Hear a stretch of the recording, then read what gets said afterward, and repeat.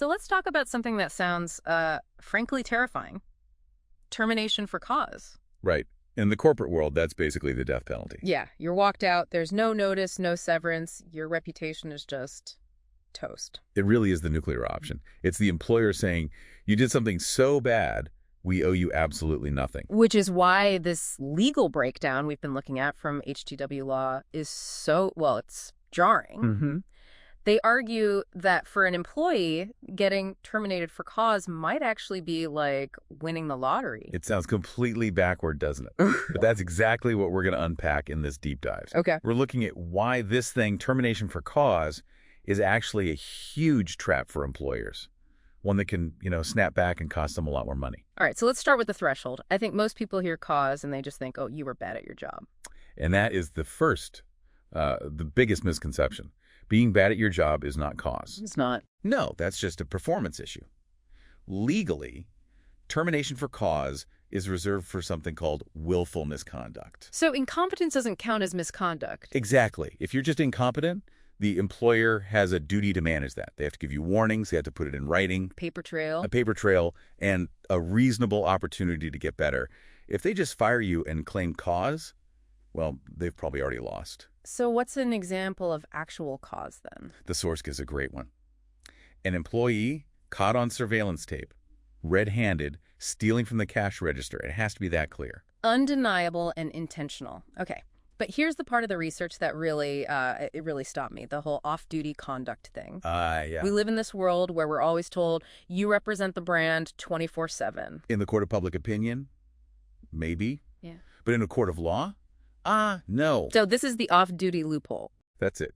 The source points out that even criminal convictions, and we're talking serious things like drunk driving or even sexual assault, don't automatically give an employer grounds for cause termination. Wow, that seems so wrong. If I commit a crime, surely that impacts my job. Only if there's a direct link. The legal term is nexus. There has to be a clear connection between what you did and your ability to perform your specific job duties. Okay, give me an example. All right, so if you're a crane operator and you get a DUI on the weekend. Okay, that's a nexus, big safety risk. Huge nexus. Yeah. But what if you're an accountant and you get a DUI? The court might say... Well, what? The court might argue your ability to balance a spreadsheet is totally unaffected. Now, we have to be super clear here for everyone listening. The employer can still fire that accountant, right? Oh, absolutely. They can fire you because they don't like the color of your shirt. But, and this is the whole point, they have to terminate you without cause, which means they have to write you a check for severance. They can't just keep your money because they don't like your personal life. And that brings us to the lottery ticket. This all seems to hinge on a Supreme Court case called Waxdale. Waxdale v. Swagen, North America. Yes. This case, it changed everything in Canadian employment law. It basically weaponized poorly written employment contracts for the employee. So how does one case completely change the payout? It's all about the termination clause in your contract. Okay. Most of them try to limit your severance to the bare minimum, the Employment Standards Act. Right, the statutory minimum, maybe a few weeks' pay. Exactly. But what Waxdale decided was that if any part of that termination clause is illegal, specifically if the for-cause section is written too broadly or harshly, the entire termination clause gets thrown out. The whole thing. So because the employer tried to be a tough guy on the for-cause part, the without-cause part, the part that limits your pay that just vanishes too? Precisely.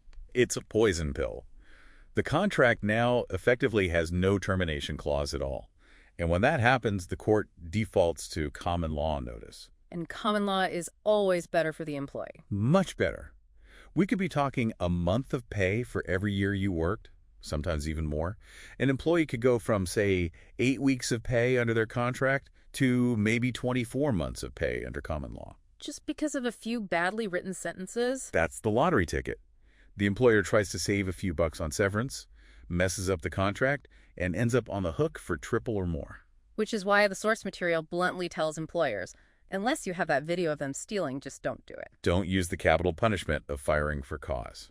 It's almost always cheaper to just pay the severance and avoid a Waxdale challenge you'll probably lose. It's just a fascinating reversal. The thing that sounds the most frightening, you're fired for cause, could actually be the employer accidentally handing you a winning legal argument. Courts tend to protect people's livelihoods.